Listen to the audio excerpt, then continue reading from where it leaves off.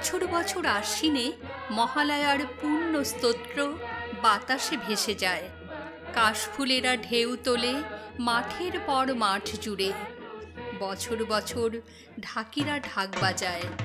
আলোয় আলোয় ভরে ওঠে গ্রাম শহর মফস্বল।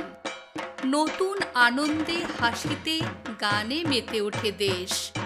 মা আসেন, দশভুজা দুর্গতি নাশিনী ত্রিশূলে বিদ্ধ করেন মহিষাসুরকে প্রতি বছর।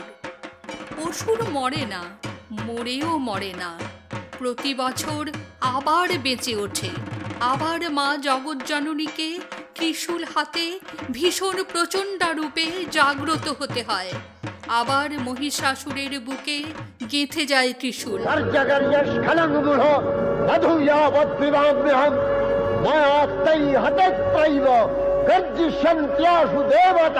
তবু মরে না অসুর।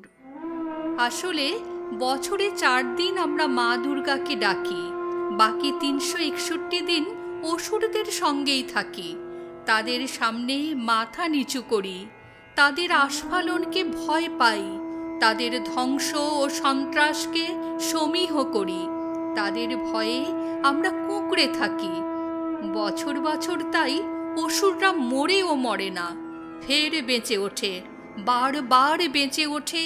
পাড়ায় গ্রামে মহল্লায়, শহরে নগরে বন্দরে, মাঠে প্রান্তরে।